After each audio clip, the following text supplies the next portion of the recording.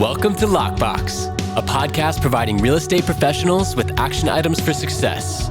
My name is Jeffrey Brogger, and I'm going to be your host. I'm the founder of two real estate marketing and tech companies, STEEZY.Digital and realnurture.io. In this podcast, you'll learn from top 1% real estate and mortgage brokers the exact secrets to their success. Welcome to Lockbox. Welcome to Lockbox. My name is Jeffrey Brogger, and I'm here today with Viktor Jiracek. Viktor, thanks for being with us. Thanks for having me. Absolutely. So kick it off. Tell our listeners who you are, where you're from. Sure. So my name is Viktor. I am here in Gainesville, Florida. I'm mostly a Fixin Flipper. So, did about 20 flips last year, 30 flips this year is the goal. I went full-time about 3 years ago. And just really love real estate and, every aspect of it. Just love I've tried a lot of stuff too. I've tried wholesaling. I've tried Airbnb. I've tried all these different things. I just like to fix and flip the most. Just the process of transforming a house is really interesting and fun. So I've just kept on doing it. That's awesome. And what got you into fix and flipping and real estate in general? I was kind of working like a corporate career, so to speak. I was an administrator for a home health agency. There were a couple things I didn't really enjoy the work too much was the first thing. And then two, I was kind of limited on income and always had it in the back of my mind, hey, I want to get into real estate. It was always hey, let me do this first thing and then real estate, this thing and then real estate. And I eventually realized I don't need to do X before Y. I can just do Y, which is real estate. So, why not? And just made it happen. And went to try out the wholesaling and went into flipping. And that's pretty much the journey. Awesome. And you mentioned you're on pace to do 30 flips this year, right? Mm-hmm. So that's 2 to 3 a month. And, yes. What advice would you give to someone who is just getting into fix and flipping and they want to go do their first deal? Mm-hmm. So that's it. The biggest thing, think of it in steps. So just because I'm doing so much, it took me time to get here, it's a momentum thing. Don't think you'll do 30 your first year, nor should you. It is going to take some time. So realize for me, my first year I did 2 and then 8 and then 20. And then here we are at 30. So it was a process and it takes time. So for beginners, just really focus on getting your first deal done, do your first one A to Z and then go from there. The other piece of advice there is I know a lot of people are eager and they really want to jump into this. I still say do your first deal and finish it and then move on to your second one. Then you can do 2 at a time. I made this mistake when I was getting started. I kind of tripled up. So I bought one and then bought another. And I basically made the same mistake on each one. It was a $5,000 mistake. So it's not a $5,000 mistake. It was a $15,000 mistake. So you're going to learn so much going through that process. So it's really key to just make the most out of it and learn as much as you can, squeeze as much as you can knowledge in terms of that first deal, and then you can move on to your next one. That's good advice. Don't let your mistakes multiply early by adding the complexity. Exactly. So what's the single most important action you're taking on a daily basis that's attributing most to your success? I'd say offers. I say daily deal challenge, make an offer a day. That's what I've seen is the number one indicator of success is the number of offers. I hear a lot of beginners and they're I made 3 offers in total and I didn't get a deal. Maybe real estate isn't for me. It's no, wait a second. You gotta add a 0 to that number for you to get a deal. For me, on average, 1 out of 15 offers becomes a deal. So if you're making 1 a day, if you do an offer a day for a whole year, you're gonna get a deal. I'll guarantee that 100%. Okay. And with that being said, what is your percentage of referral business to new business? Mm-hmm. It seems like you have a lot of houses to make offers on. Yeah, it's mostly new. I've gotten referrals here or there, but I'd say it's almost 90% new. Yeah, 90% new, 10% referral. Just because I guess I could ask for referrals. I just typically don't. I think what I do in terms of fix and flipper, it's how do I explain it? It's kind of a unique situation. So if someone's going through a divorce and the house needs a lot of work, how many other friends do they know that are in that situation, going through a divorce or have a house they need to sell and need to sell it quick for cash? I guess you could do referrals. I typically, it's mostly new business. Okay. Yeah. And that leads me to my next question. So how are you sourcing deals? I mean, if you share your secret sauce, unless someone is literally in Gainesville, Florida, and equally as committed to executing what you're about to say as you are, even then they still wouldn't be, 5 years into the journey like you. But how are you sourcing deals? Like, how are you generating this new business? What's your process? Yeah, happy to share. So I get about half my deals from wholesalers, and then half I source on my own. So wholesalers, how I do that is also a little bit differently, where I build a relationship with them. It's not like, hey, I get their email text blast and then I hit them up. It's more like they know me, like I'm at the top of their list. I'm at least the first position, if not like first three positions, like people they call when they get a deal. I try to keep in touch with them pretty consistently, at least weekly, even if it's just a text or just a check in or something like that, just to like maintain that relationship. Because a lot of being on the other side of it, a lot of cash buyers are very transactional, where it's like, okay, well, you got a deal or not. And if they don't have a deal, you don't want to talk. So you want to go beyond that relationship, like have a friendly relationship. So that's the half of it's through wholesalers. And again, half of it is on my own. What's been working, like cold calling, still working. SEO, like I have a website and a lot of reviews and like people go to the website. So that's been working really well. I've gotten one MLS deal this year, but it's, we kind of got lucky on that one, honestly. Yeah. So MLS and just like the basics, for sale by owner and Craigslist and all that stuff. But that's what's been working. Mm-hmm. Okay. So just to review, your cold calling, probably getting some data from different services like Property Radar, or, figuring out how to get a set of data. That's not the hard part. The hard part is then reaching out, contacting them, calling them. So you're doing some cold calling. Sounds like you have some kind of site set up, maybe through something like Carrot, and they're helping you with like SEO and stuff like that. That's pretty much it. Yeah. And then from that, you mentioned you aren't generating a lot of referrals, but through your lead generation tactics, you're then able to do about an offer a day, and that's your goal. And then every 15 or so, you're getting a deal.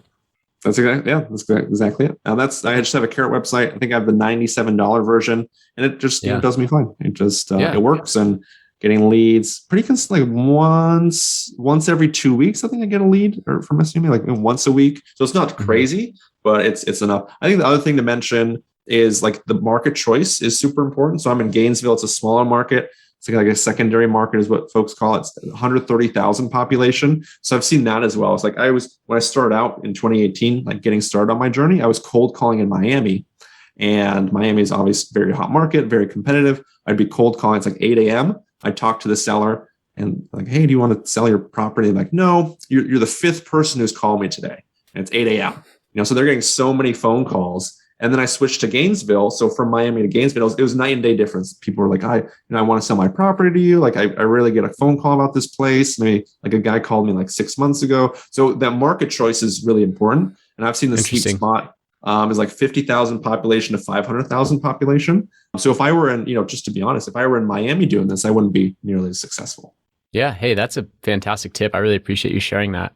And it's true, when you're in those larger markets, the home owners are getting bombarded all the time, text blast, call blast. I mean, it's wild, the amount of traffic that is coming in. So they just become immune to it. They start saying, oh yeah, give me $2 million for it, and it's a $500,000 house. And basically they're jaded. They're not interested. So very good on the market choice. What I was going to ask is, so once it comes down to the numbers, I think a lot of the nerves around flipping is like, am I going to lose my butt on this thing? Like, I don't, it's my first deal, imagine, right? Like, I'm looking at this house. I'm maybe comfortable offering, 80% of the value, or maybe even less, 70% of the perceived value, whatever. Like, how are you valuing it?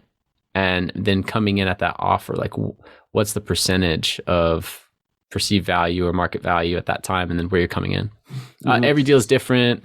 Depends on all the maintenance that is being deferred, like all the stuff. But just as an idea, because I think that's the biggest question, is like, okay, I'm confident enough to make calls. I'm confident enough to have conversations with the homeowners. I've actually gotten to the point where like they're waiting on an offer from me, but now I'm like gun shy and making the offer, right? Yeah, no, spot on. So I typically like to stick with like 70% rule. So 70% of ARV minus repairs is like the max I can pay for a place. ARV is like after repaired value. Like, what's the retail price? Like, what can I sell this thing for? With the market being where it's at, I've been a little more flexible with it. So sometimes I'll even go up to like 75%. I like to stick as close to possible, to being that 70. That's one way to think about it. The other way to think about it is like, you run all your numbers. I typically want to make 30K net profit on a deal. So at the end of the day, after all those numbers, I want that 30K. So that's another way to look at it too. So that's how I run it. And and then if it's an easier deal, so to speak, so if it's not a lot of work, then I'll do I'll do like 20K minimum. Like if all I have to do is clean it and throw on the market, I'll do that deal too. But that's how I think about the numbers. And that's the key, is to really be, especially for beginners, like you want to be numbers oriented. You want to be logical, like disassociate yourself with the property. Because a lot of, especially beginners, like they fall in love with the place. Like, oh, this can be such a nice house and it's going to be such a great flip. And then like they don't get the deal and like they're really let down, or like the numbers don't work and they kind of have to force the numbers to work. So it's just those types of things where I recommend, like, just look at the numbers, and those are the three most important numbers. Like, what are you buying it for? What do you need to put into it for repairs? What can you sell it for? If you nail those three numbers, then you're good to go. Awesome. Yeah, really good advice. And when it comes down to paperwork, contracts, things like that, do you have some of that in your? I think you have a coaching course or some kind of online course. I do. So I have a free Facebook group if folks want to join it. 6-figure house flipper. I have a repair estimate guide. I can share contracts too. That's fine. The contract I use, super simple. It's like 2 pages. Like for Florida, they have what's called the realtor like FAR bar, and that's 12 pages. So especially when you're dealing with like a motivated seller, like you just want to keep it simple. Like, how much am I paying for the place? Like, what do we got to do? It's 2 pages. You don't want to throw this 12-page document and like, oh, let me think about it. Let me read over it. So that's the other piece of advice. Like, keep your, offer and purchase agreement super simple. Like the most important, like, when are we closing? Who's paying what closing costs? What's the offer? And just those basic things. Yeah, no, that's great. And I know that that's another hang up. It's like, you can get to that point, what the seller wants for it. You actually might have an investor lined up. You're like, okay, now what? Right. So there's all these little steps along the way. And that comes from doing the first deal, just pulling the trigger, making it happen. That's how you learn those things. But I appreciate you, diving into each of those. So being a flipper, where do you think the industry is heading? We've been on this crazy run. We've then had a 10-year increase in housing prices, actually accelerated by COVID, which then pumped them up more, which is crazy. And so now, like, what do you foresee within the next 2 to 5 years, as far as, no one has a crystal ball, but macroeconomic, like, housing market projections? You think there's going to be this massive flood of foreclosures and flippers are going to be just cashing in, or like, what's the projection? I think it's still going to be a hot market for like another year or two. Like, I think this is going to continue for a little bit. Meaning housing prices increasing, yes, shortage of supply. Yeah. That's what you mean by that? Exactly. Yeah, exactly. So what's going on? Basically, like, there's 2 things to look at when it comes to houses and housing and all that stuff. It's pretty simple. It's supply and demand. So you look at two sides of the equation: supply and demand. So let's talk about supply. Inventory is still really low. I thought it would recover a lot more, but it just really hasn't. So for Florida, there was, just for Florida, like, active listings pre-corona, there's 137,000 active listings in Florida, like houses for sale in Florida. Do you want to guess what that number is now? Any sort of like ballpark? It's like 40 or like 30. Close. Yeah, it's 57,000. It's like 57,000. Okay. So it's gone down like 2/3 or over a half. It's gone down a lot. So that's the supply side of it. And like, there's not a lot of houses for sale. And because of that, like, there's bidding wars and people are fighting over houses. So that's one aspect of it. That's the supply side. I actually took over. So I did what's called like a subject to deal. Basically, I take over the existing mortgage, and they were in default. Like, they were going through the foreclosure process. And lenders nowadays are so lenient with the foreclosure process. So they owed like 10 grand in back mortgage payments. And they gave me 3 options. The mortgage company, like, you can pay in full. I was like, yeah, I don't know if I want to do that. You can pay it in payment plans. So you can like pay $3,000 and $3,000, whatever, pay it off. And then the third option, this is why I think they're super lenient, is they say like, hey, you can take this old payments and put it on like a second mortgage. So you have your main mortgage, and then when you refinance or sell the property, you can pay off this, 10 grand. So they're super lenient nowadays with regards to like foreclosure and that sort of thing. They don't want another 08, 09. So lenient. I don't think there's going to be this huge foreclosure, bust takedown. I mean, there's going to be a little bit of that, but nothing like people are thinking. So that's the supply side. I think it's going to be low inventory for a while. Demand side, interest rates are really low. It's really cheap to buy a house. So that's affecting prices. A lot of people want to buy a house. And I think the other thing with like the Fed and like government intervention and like printing money and QE, they did announce a taper, so they're going to start to taper it down. But that's going to go into next year, and we'll probably see a rate cut or rate increase, next year. So we got a long time where it's still going to be hot like this, and that's good and bad. Basically, with flips, we're just buying low, we're selling high. That's literally all we're doing. So if we can just buy low and sell high, and you can do that in any market, basically. Yeah, no, that's awesome. I love that. And as far as the supply and demand goes, it really does come down to inventory. And, with the demand and the interest rates, buying power is so high right now. So I find it interesting that it seems like the sentiment of a lot of sellers and for sale by owners is like, all I have to do is put a for sale sign out. I'm going to get $100K over asking. Right. But here you are in Gainesville, Florida, sourcing deals. Like, yes, finding sellers that are willing to sell 70 cents on the dollar because of some circumstance. So the possibilities are definitely still available and out there. And that's encouraging. Yeah, for sure. And what's interesting about flipping, so we're on both sides of the transaction. So we're buying the house and we're also selling the house, right? Because it's a flip. So my theory is it's always the same amount of difficulty. So either it's really hard to buy and easy to sell, or vice versa, easy to buy, hard to sell. Some sort of variation of those two things. Right now, hard to buy, easy to sell. So if you price it right and you throw it out on the market, you can get that over asking, just like you were saying. So it's all these factors, kind of put together there. That's what I've seen. So we're on both sides. So just you got to play with those variables. Yeah, and honestly, as a flipper, if you know how to source deals, which you do, then a seller's market is a great position to be in, because you're going to source the deals either way. And then when you do flip it, you're confident that you're going to get the price that you were looking for in the after repair value. Yes. So with that being said, when you're making offers, 70 cents on the dollar, do you think that insulates you enough from a potential shift in the market when, the appreciation that you were maybe banking on over that 3-month or 6-month flip period isn't there? Do you think that the 70% offers you enough cushion in order to be able to weather a storm where, like, if you were under contract on 5 properties and all of a sudden housing value drops 10%, like what does that look like, right? So there is enough buffer in there, right? So if you're buying 70 cents on the dollar and a dollar becomes 90 cents, like, you still have buffer in there, even with closing costs. So that's fine. We can always turn a lot of our stuff into rentals as well. That actually happened on a property here as an example. So we bought it for 87. We put in about, 10 to 15. We listed it. We got got under contract. That's great. Had it under contract for, like, I think 140. So, like, hey, this is a good flip, decent flip. It didn't appraise. We had it listed for 140. It appraised for 109. 109. So it's a huge gap. And the buyers are saying, like, oh, you should still sell it to us. And like, no, we're going to lose money if we do that.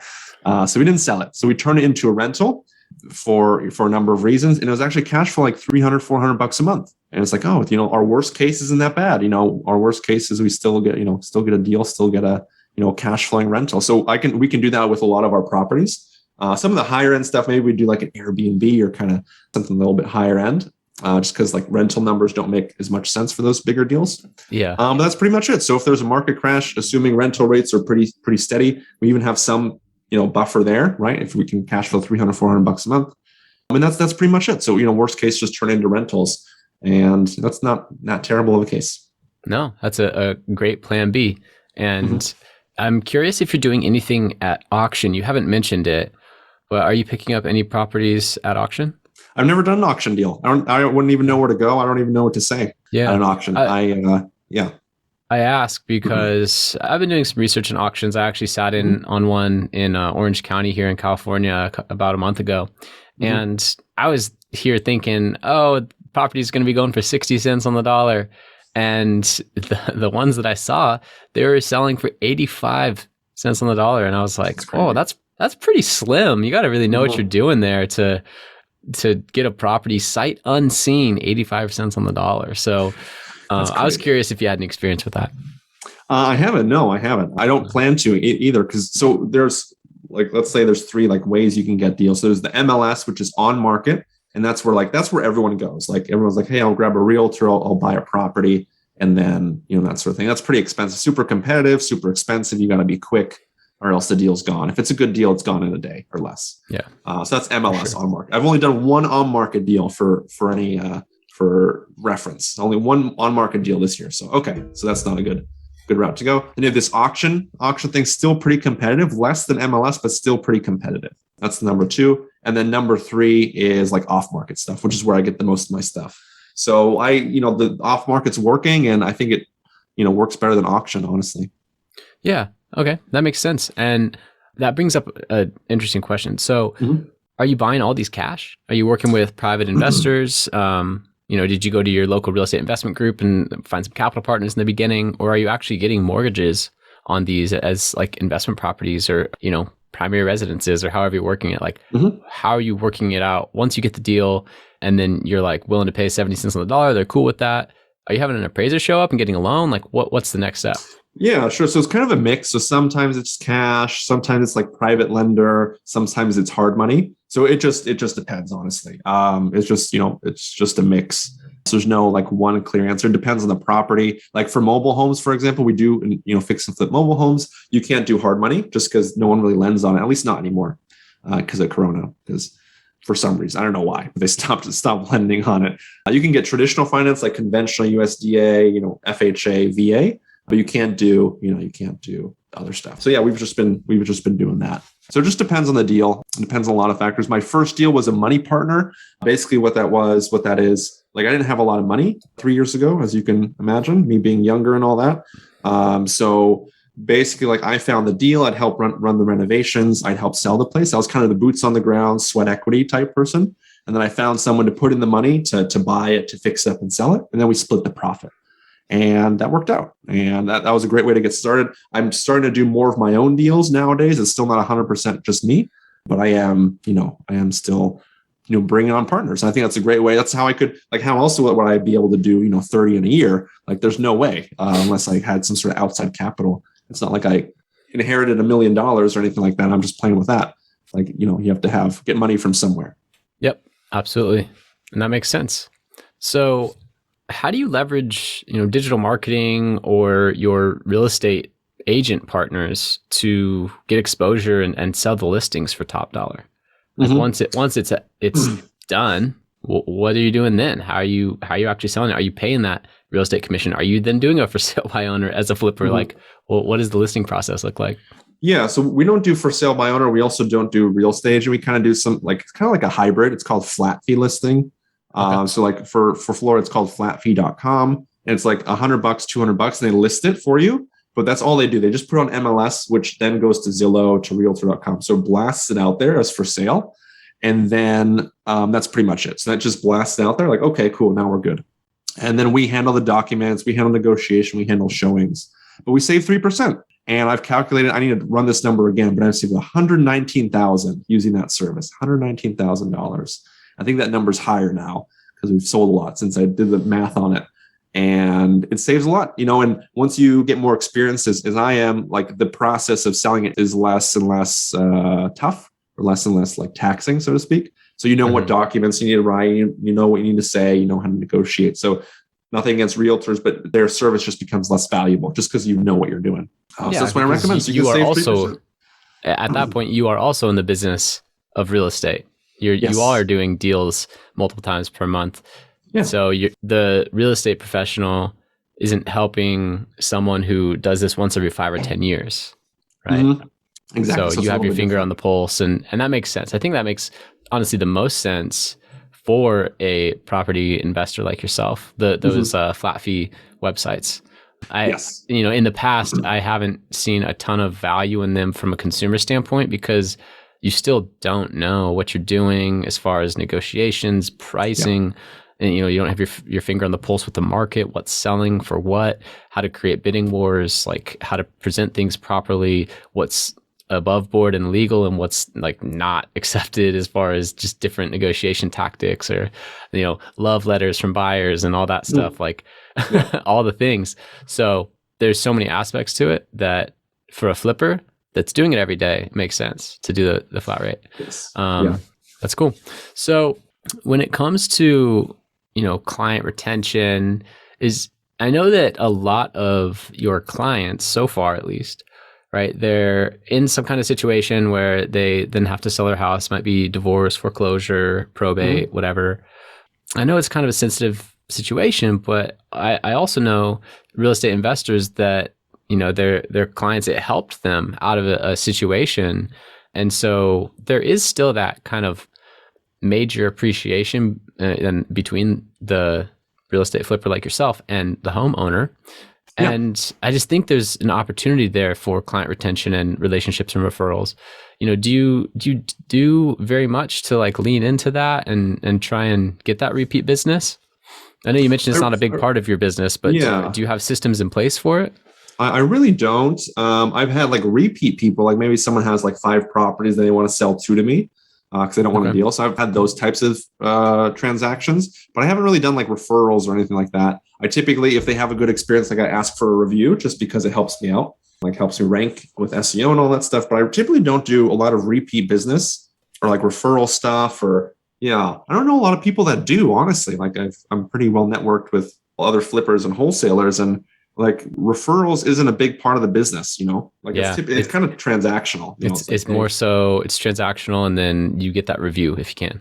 And I've had like leads. It's just a small part of it. I had like people refer someone and that becomes a lead, but then they're asking for too much. So, I just haven't done that. Interesting.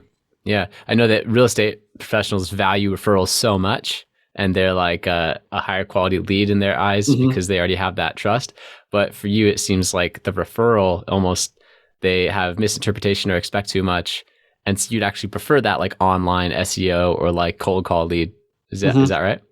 That's pretty much it. Yeah. It's kind of a unique situation when someone wants to sell a house, so it's less the referrals, especially it's not only like sell their house, it's like sell it at a price that makes sense for you. Yeah. I don't know. I just haven't pursued it. I haven't heard a lot of people do it either. I get it for like real estate agents. Like I get it. Get a lot of referrals. And every time you have a listing, like every time I have a listing, I do flat fee. I have people calling like, oh, I don't have a real estate agent. I want to see the place. I still refer them to agents. So you guys probably run into that too. Like every time you list, like you get other leads, and every time you do something, you get leads. That's right. So what are 1 to 3 books that have greatly influenced your flipping career? So the basics, so Rich Dad Poor Dad, I think is a great like overview. I think a lot of like the granular tactics maybe a little bit outdated, but the whole high level overview is great. So I'd recommend that. Like there's Long Distance Real Estate Investing by David Green is a really good one. It kind of talks about, kind of demystifies like, oh, I want to do virtual deals. Like, how do I do that? And it demystifies it. Any other deals? I think the Never Split the Difference, Chris Voss. I'm sure everyone recommends that one as well. It's great for negotiation. And that's 3. There's more books, but I think those are a great start. Yeah, no, that's awesome. And I'm curious if you have a best or most worthwhile investment that you've made. Is there like a particular deal, particular flip, or investment in yourself, or like what comes to mind when I ask you that question? Well, the first thing that popped in my mind, I can talk about like deals and like whatever we did there, but kind of what popped into my mind is like anytime I've seen a shift in my income, like a increase, it's always been mindset first. So somehow like, doing an investment in mindset, and that can be, I'm a huge proponent of like affirmations, visualizations, all these types of things. So when I started doing these things, that's when I started to see better results. So it's been interesting to see that process for sure. So that's been successful for me. That's been really successful for me. This mindset stuff, and like meditation has helped. And like if you can get your mind right, like the rest is going to fall into place. Interesting. Okay. So you mentioned meditation, a few things. So in the last 5 years, it seems like you've been doing the flip for about 5 years, right? So what's the new belief, behavior, or habit that has most improved your life? You mentioned a couple things there, like affirmations, meditation. Is there one in particular or something else that has really improved your life? No, it's just all those things kind of put together, and it's not just doing it once. It's like doing it every day. So, I kind of my quick morning routine, I, get up, gym typically, then go home and do this mindset stuff. And then I start my day. I've seen like, if I try to do that stuff in the afternoon, like it doesn't happen, or like it doesn't, it just doesn't happen. So I do it first thing in the morning, because then it's done and it's over and you can move on.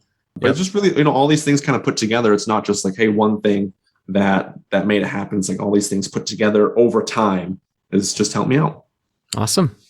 Well, I appreciate you sharing all the insights today. And, I'm curious if there's a question that I should have asked you or something that you'd like to elaborate on from earlier. No, I think you did a good job. I think you covered it all. I don't think there's anything else to really cover. Yeah, I don't think there's anything else to cover. I think we got into a lot of details and kind of shared some of the nitty gritty and the good stuff. Cool. Sounds good. So how can listeners contact you? So I'm active on Facebook. So if you look at my name, Viktor Jiracek, you'll find me. I also have that free Facebook group as mentioned, Six-Figure House Flipper. I have a lot of great resources and stuff in there. So if folks want to check that out, I like a repair estimate guide. I do deep dives on my deals. Hey, this is my deal. This is how much I spent on repairs. This, I share everything there. So if folks want to check it out, that's Six-Figure House Flipper on Facebook. Awesome. And I'll link to that below. Viktor Jiracek, everyone. Mm-hmm. Awesome house flipper in Gainesville, Florida, also sharing his knowledge on Facebook. So go check that out with Six-Figure House Flipper. I will link to that below. I really appreciate having you on and how patient you were diving into the nitty gritty. I think those details will really help any, first time flippers or any that are a few deals in and want to grow. It'll help them get over some hurdles. So really appreciate having you on. Thank you. Thanks for having me. Yeah, absolutely. Thank you for listening. If you want to accomplish your real estate goals, then I highly suggest downloading my free Ultimate Real Estate Goal Setting Framework. The link is in the description of the show, and it will help you break down your annual income goal into the amount of phone calls, appointments, or open houses you need in order to achieve that goal. Thank you so much, and we'll see you next time.